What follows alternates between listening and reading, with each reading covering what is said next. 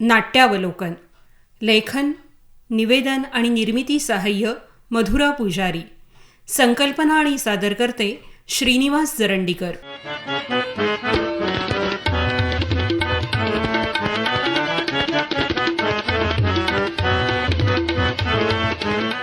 नमस्कार रसिक श्रोते हो, नमस्कार. महाराष्ट्र राज्य संगीत सूर्य केशवराव भोसले संगीत नाट्य स्पर्धा नुकतीच सांगलीच्या विष्णुदास भावे नाट्य मंदिरात रंगली. 7 फेब्रुवारी ते 25 फेब्रुवारी दरम्यान झालेल्या या स्पर्धेत एकूण नोंदणी केलेल्यापैकी 14 संघांनी भाग घेतला आणि रसिकांना उत्तम नाट्यकृतींचं दर्शन घडवलं. या स्पर्धेचं वैशिष्ट्य म्हणजे जशा जुन्या संहिता सादर झाल्या तशाच नवीन संहिता लिहून ताकदीनं सादर केल्या गेल्या. 14 नाटकांपैकी 5 नाटकांच्या संहिता यापूर्वी रंगभूमीवर आलेल्या गाजलेल्या होत्या आणि 9 संहितांचे प्रथम प्रयोग या स्पर्धेनिमित्त सादर केले गेले. आणि ही संगीत नाट्यभूमीसाठी खरोखरच आशादायी गोष्ट आहे. आजच्या कार्यक्रमात आपण या नवीन नाटकांच्या लेखकांशी संवाद साधून यामागची प्रेरणा आणि प्रक्रिया जाणून घेणार आहोत.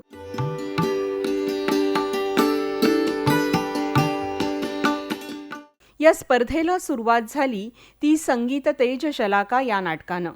संदीप मणेरीकर हे नाटकाचे लेखक. संगीत आणि नाटक याची परंपरा जपणारं हे कुटुंब गेली 65 वर्ष हनुमान जयंतीला नवीन नाटक लिहून सादर करतं. त्याचीच प्रेरणा घेऊन हे नाटक त्यांनी लिहिलं. मणेरीकर कुटुंबामध्ये आम्ही संगीत आणि नाटक हे पहिल्यापासूनच आहे. त्यामुळे मला संगीताची आणि नाटकाची दोन्ही आवड आहे आणि त्यामुळे मला ही थोडीफार प्रेरणा मिळाली. आणि आता असं लक्षात येतं की संगीत स्पर्धा असेल किंवा इतर काही असेल तर ठराविक नाटकं होतात. याच्यामुळे मी पहिलं नाटक संगीत सूरसाधक म्हणून लिहिलं. ते बैजू बावरा तानसेन आणि बैजूचा एक शिष्य गोपाळ यांच्यावर आधारित आहे. संगीत नाटक ते बंदिशी वगैरे त्याच्यात आहेत. ते आम्ही महाराष्ट्र राज्य नाट्य स्पर्धेत मला वाटतं 61वी स्पर्धा त्यावेळी पहिलं नाटक ते झालं. त्याच्यानंतर 62व्या स्पर्धेमध्ये संगीत प्राक्तन योगी नाटक मी लिहिलेलं. ते भीष्म आणि कृष्ण यांच्यावर आहे. नियती असा विषय घेऊन लिहिलेला. 3रं नाटक गेल्या वर्षी आमचं झालं 5वा मंत्र म्हणून. ते कुंतीला जे 5 मंत्र मिळाले त्या 5 मंत्रावर आणि आम्हाला त्याला 6 बक्षिसं मिळाली गेल्या वर्षी. आणि यंदा हे माझं हे 4थं नाटक तेजशलाका लक्ष्मण आणि उर्मिला आणि शत्रुघ्न यांच्यावर आधारित आहे. संगीत नाटकाची निर्मिती ही पैशाच्या दृष्टीने आर्थिक दृष्टीने खूप कठीण गोष्ट आहे. त्याच्यात संगीतकार परत तशा दर्जाचा हवा. दुसरं आपल्याकडे विषय भरपूर आहेत संगीत नाटकासाठी सुद्धा. रामायण आणि महाभारत ही 2 महाकाव्यच एवढी आहेत की त्याच्यावर आपण प्रत्येक व्यक्तिरेखेवर एक नाटक म्हणजे बरं लिहू शकतो. त्यामुळे आपल्याकडे परंपरेनुसार आलेलं भरपूर आहे. नवीन नाटक बघायला प्रेक्षक येतात. म्हणजे प्रेक्षकांना काहीतरी वेगळं आणि नवीन हवं असतं. थोडक्यात सांगायचं प्रेक्षकांना नवीन काहीतरी दिलं की प्रेक्षकांना ते हवं असतं. मग नवीन द्यायचं झालं तर आम्ही त्याच्यावर काहीतरी विचार करायला हवा ना. मग असा विचार करून मग ह्याच्यातून हे सुचू शकतो.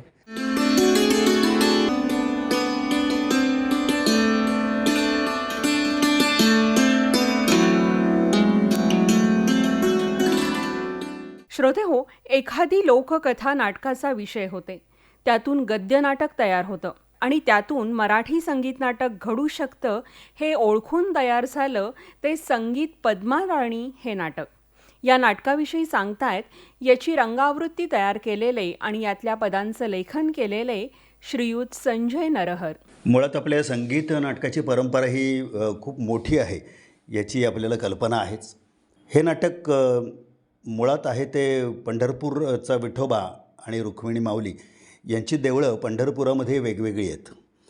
तर ही वेगवेगळी का आहेत या संदर्भामध्ये माळशिरस भागामध्ये जी एक लोककथा प्रचलित आहे त्या लोककथेवर रमेश काशीनाथ नाईक यांनी हे नाटक लिहिलेलं आहे. ह्या नाटकामध्ये एक संगीत नाटक उभं राहण्याची मूल्य आहेत असं मला त्यावेळेला वाटलं.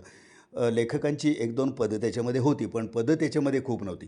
पण मूळ कथानक हे जे आहे ते हे संगीत नाटक उभं करण्यासाठी खूप आकर्षक आहे असं मला नक्की वाटलं. आणि म्हणून मला वाटलं की हे नाटक करण्याचा एक आपण प्रयत्न केला पाहिजे. पदं मग मी स्वतः लिहिली. त्याची रंगावृत्ती करणं भाग होतं. ती केली. आणि मुळात संगीत नाटकाचं प्रेम किंवा ती संगीत नाटकं बघताना माणूस त्याच्यामध्ये अतिशय एका वेगळ्या तल्लीन अवस्थेमध्ये जातो. त्या जुनी नाटकं पुन्हा पुन्हा पाहतानाही तोच अनुभव असतो. पण नवीन नाटकं तशाच ताकदीनं झाली तर तोच प्रेक्षक वर्ग पुन्हा एकदा या नाटकांकडे आकर्षित होत राहील आणि नवीन नाटकं पुन्हा पुन्हा बघेल याची मला अगदी खात्री वाटते. आणि त्यामुळे निश्चितपणे हे करावं असं मला वाटलं. संहितेशी निगडीत असणारी भाषा असायला हवी असं माझं मत आहे, म्हणजे पदांची भाषासुद्धा. आत्ता जे आम्ही संगीत पद्माराणी हे नाटक करतो आहोत, ह्या नाटकाचा बाज लोककथेवर आधारित असल्या कारणामुळे त्याच सोप्या भाषेमधून निर्मित झालेली असावी ही निश्चितच आनंदाची गोष्ट आहे. वेगवेगळी संगीत नाटकं लिहिली जात आहेत आणि ती सादरही होत आहेत. खूपच आनंदाची गोष्ट आहे आणि अधिकाधिक लोकांनी त्यासाठी प्रयत्न करत राहिलं पाहिजे असं मला वाटतं.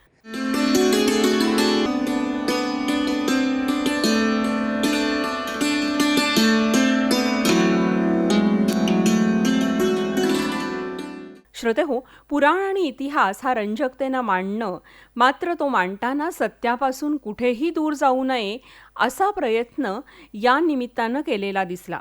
अमय धोपटकर या तरुण लेखकानं राजपुतांच्या पराक्रमाचा इतिहास मांडला, तो संगीत समिधा या नाटकातून. आपल्या पुढच्या पिढ्यांनी चांगला इतिहास समजावा कसा, बघावा कसा, ही एक छोटीशी संकल्पना होती. तर मी यापूर्वी पौराणिक नाटक लिहिलं आहे, साधं सामाजिक नाटक लिहिलं आहे, ऐतिहासिक नाटक पण लिहिण्याचा प्रयत्न केला आहे, आणखीन चालू घडामोडींवरचं पण नाटक लिहिलं आहे. पण असं करत असताना इतिहासाचा विशेषतः अभ्यास करावा लागला आणि संगीत समिधा हे आपल्या राजपुतांच्या गौरवाचं एक नाटक आहे. राजपुतांच्या अतुल्य अशा पराक्रमाचं, अतुल्य अशा शौर्याचं नाटक आहे की ज्यामध्ये महाराणी पद्मिनीचा जौहर हे आपण सगळेच बघत असतो, पण त्याच्या पूर्वीचं कथानक कोणाला माहिती नाही. तर हे कथानक तुम्हाला कुठे मिळेल? तर कथानक तुम्हाला लोकश्रुतींमध्ये मिळेल, लोकगीतांमध्ये मिळेल. आणि मग लोकगीतांनी एक प्रकारे इतिहास नोंदवला आहे, त्यांनी त्याचं डॉक्युमेंटेशन केलं आहे, पण त्यांच्या पद्धतीने. पण मग आपल्याला त्या आजच्या घडीला अभ्यासून संवादानुरूप त्यात असलेली पात्रं काय असतील, बरं त्यांचे उल्लेख आले, त्या पात्रांची व्यक्तिरेखा कशी असेल, व्यक्तित्व कसं असेल, हे एक मांडण्याचा प्रयत्न ह्या नाटकाच्या माध्यमातून केला आहे. यामध्ये वेगवेगळ्या 14 व्यक्तिरेखा आहेत ज्यांच्या माध्यमातून आपल्याला नाटक उलगडत जातं, प्रसंग उलगडत जातात आणि मग आपल्याला हे नाटक समजत जातं. आपण संगीत नाटक का लिहिलं? तर संगीत हा एक चांगला पर्याय यासाठी आहे की लोकगीतही संगीतामधून येतात. जरा की एक संवाद मांडायचा आहे तर ते 2 पानाचा जो संवाद होतो 4 ओळीचं एक गाणं सांगून जातं. पण हा खरा इतिहास आहे की तत्कालीन असलेले जे त्यांचे सेनापती असतील, त्यांचे जे सेनानी असतील, इतर जे लोक असतील, आणि असा क्षण आला की आपले हार समोर दिसते तरीसुद्धा पाठी न हटता शेवटच्या श्वासापर्यंत लढण्याची जी लढाऊ वृत्ती होती. पण हा खरा इतिहास आहे. जे राजस्थानी लोकगीतातली अशी भाषा यामध्ये येते. त्यामुळे मराठी संगीत नाटकाबरोबर ह्या सर्व भाषांचा, लोकबोलींचा आपण या इथे एक ब्लेंड करण्याचा प्रयत्न केला आहे किंवा एक प्रकारचा मेळ घालण्याचा प्रयत्न केला आहे. हे माझं 4थं संगीत नाटक आहे. याच्या व्यतिरिक्त 6 गद्य नाटकं मी लिहिली आहेत.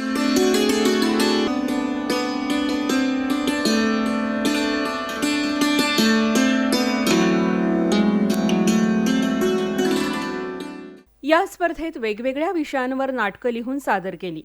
त्यात इतिहास, पुराण याचे संदर्भ होते, त्यातल्या कथा होत्या.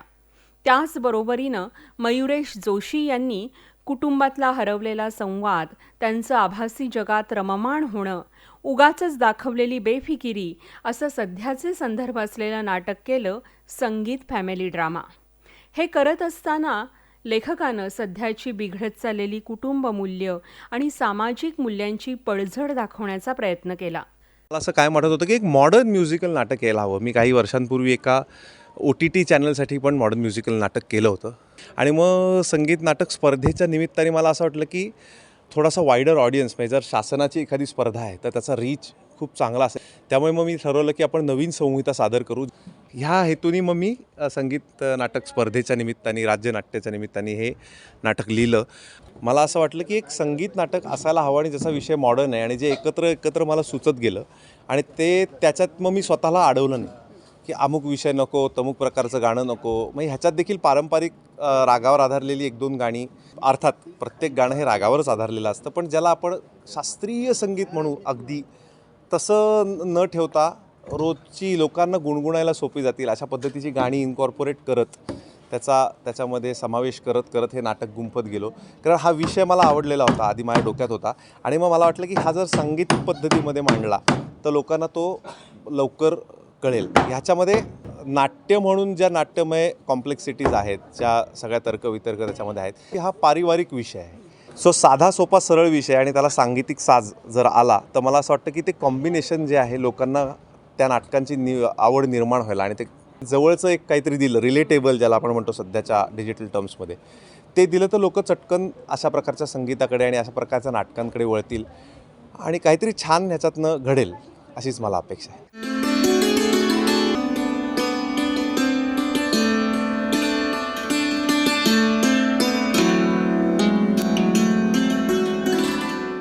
संगीत सोन्याचा पिंजरा हे कुणाल तांबे यांचं नाटक.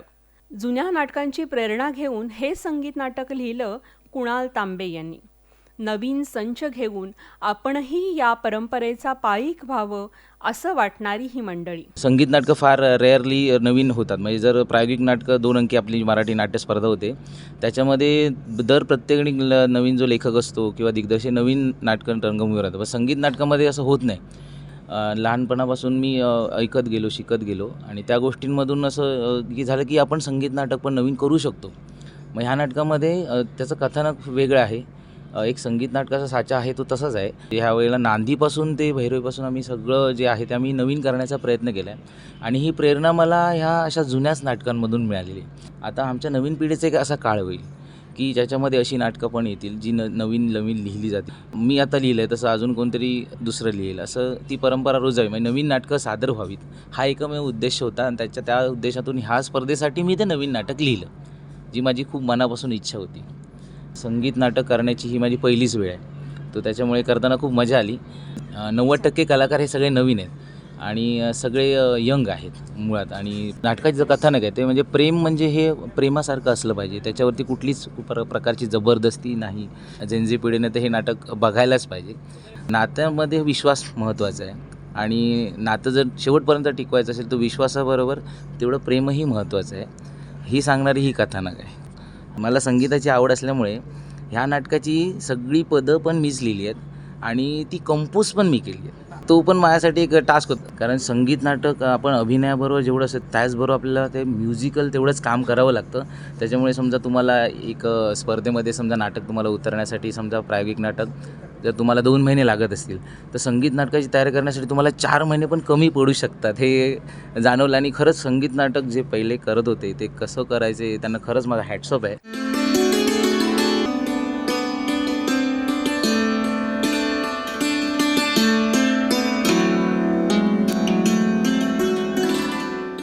शाकुंतल. महाकवी कालिदास यांची ही मूळ साहित्यकृती. अजरामर झालेलं हे नाटक. अण्णासाहेब किर्लोस्कर यांनी हे रंगभूमीवर यापूर्वी आणलंही आहे. गणेश दिघे यांनी त्यांच्या नजरेतून हे नाटक अभ्यासपूर्ण रीतीनं लिहिलं. 90-91च्या सुमारास मी ज्ञानप्रबोधिनीमध्ये ग्रंथालयात नोकरीला लागलो आणि मग तिथं कालिदासांचं सगळं संस्कृत लेखन वाचताना आपण एखाद्या रत्नानं भरलेल्या गुहेमध्ये जावं असं मला वाटलं. 1-1.5 वर्ष ते मूळ साहित्य वाचत होतं. त्यानंतर मग हळूहळू मला असं वाटायला लागलं की नाही, आपण आता हे आपल्या भाषेमध्ये अनुवाद करूयात. आणि मग परत सुरुवात झाली ती मेघदूतापासून. मी मेघदूताचा अनुवाद केला, मग पुढे शाकुंतलाचा अनुवाद केला, मग कुमार संभवाचा केला. हे सगळं करत जात असताना माझ्या डोळ्यापुढे चित्र असं काहीच नव्हतं की याचं करायचं काय. कालिदासांच्या प्रत्येक कृतीमध्ये नाटक आहे. शाकुंतलवर काम करायला सुरुवात केली असताना मला पहिल्यांदा खूप अडचणी आल्या की हे कालिदासानं जे सगळं लिहिलेलं आहे, नाट्यशास्त्र आधारितच आहे सगळं, तो बाद जपायचा आणि आत्ताच्या काळातला बाद जपायचा, ही कुठंतरी कसरत होती माझ्यासाठी. मग मी काही नाटकातली जी तरुण मंडळी आहेत, दिग्गज मंडळी आहेत, त्यांच्याशी बोलायला सुरुवात केली की बाबा हे कसं काय करता येईल. अण्णासाहेब किर्लोस्करांनी 1885पर्यंत केलेलं हे पहिलं नाटक आहे, संगीत नाटक. त्याच्यामुळे आपण जर या कलाकृतीला हात घालतो आहोत तर ती परिपूर्ण व्हावी, असा माझा एक साधा उद्देश होता. म्हणजे अगोदर अनुवाद करून झाला होता, पण त्याचं नाट्यरूपांतर जे आहे, रंगावृत्ती, ती मी लिहायला घेतली. शाकुंतल लिहावंसंच का वाटलं, तर त्याला अनेक कारणं आहेत. शाकुंतल ही जी कथा आहे ही कालच्या माणसांशी निगडीत होती, आत्ताच्या माणसांशी निगडीत आहे आणि उद्याच्याही माणसांशी ती निगडीतच असणार आहे. त्याच्यामुळं माणसाचं नातं शाकुंतलपासून कधी तुटणारं असं नाही. मी त्या अंगानं नाटकाचा विचार केला रंगावृत्ती तयार करताना.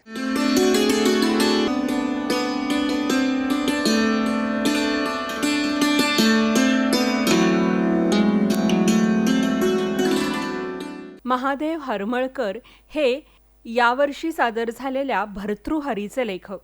दरवर्षी नवीन नाटक लिहायचं आणि स्पर्धेत भाग घ्यायचा ही त्यांची पद्धत.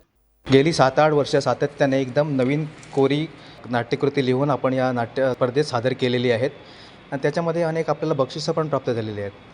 जुनी नाटकं होतात पण एक काहीतरी नवीन लिहून जे लोकांना माहीत नसेल कदाचित ते लोकांपर्यंत पोचवायचं आहे.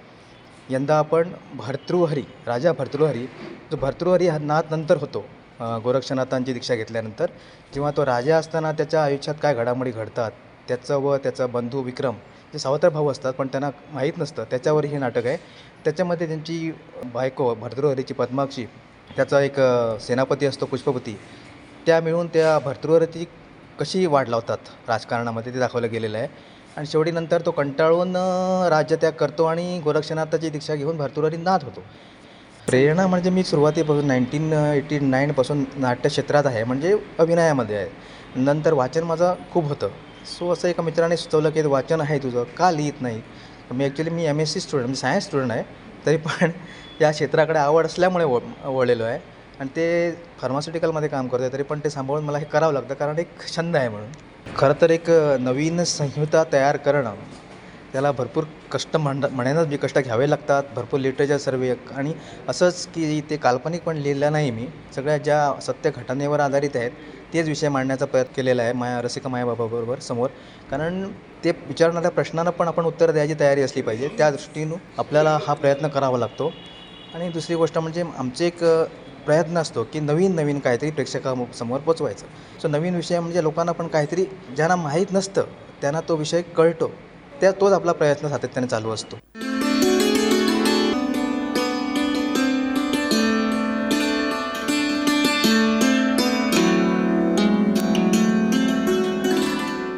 सोलापूरच्या विद्या काळे यांनी इश्काचा जहरी प्याला हे नवीन नाटक सादर केलं. ग्रामीण जीवनाच्या पार्श्वभूमीवर घडणारी एक असफल प्रेमाची गोष्ट या नाटकातून त्यांनी मांडली.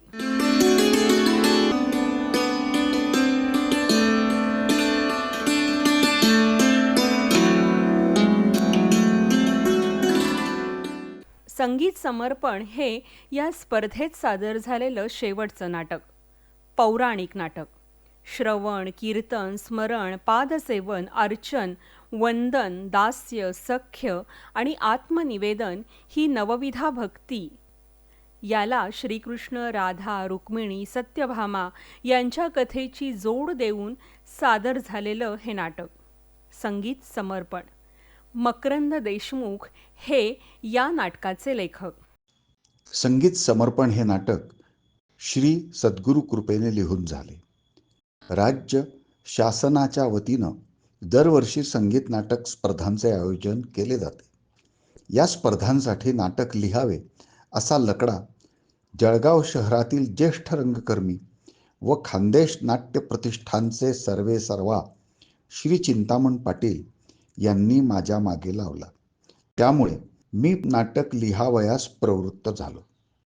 माझ्या व्यक्तिगत मनोभूमिकेची बैठक ही पारमार्थिक असल्यामुळे मी नवविधा भक्ती हा विषय निवडला. भगवंत जवळ असूनही ऐहिक ऐश्वर्याच्या अभिमानामुळे मनुष्य हा त्याला पारखा होतो, हे सूत्र सत्यभामा या पात्राच्या माध्यमातून मांडण्याचा प्रयत्न केला. कारण प्रत्यक्ष भगवान श्रीकृष्ण ती म्हणून लाभूनही सत्यभामेला भगवंत आणि भक्ती महात्म्य कळले नाही. हा अल्प प्रयत्न रंगमंचावर साकार करण्यात दिग्दर्शक श्री चिंतामण पाटील यांचे सहकार्य व अपार कष्ट हे अत्यंत महत्त्वाचे ठरले.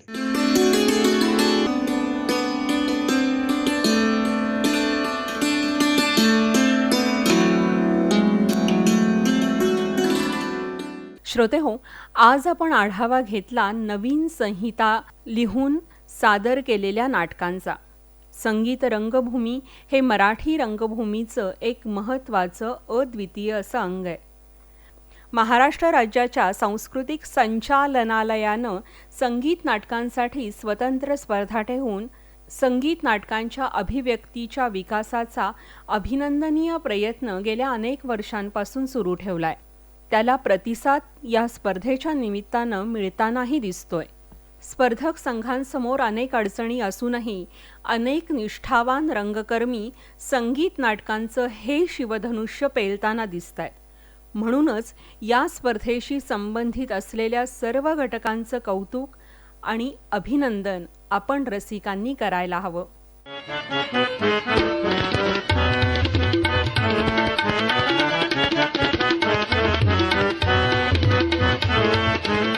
नाट्यावलोकन. लेखन, निवेदन आणि निर्मिती सहाय्य मधुरा पुजारी. संकल्पना आणि सादरकर्ते श्रीनिवास जरंडीकर.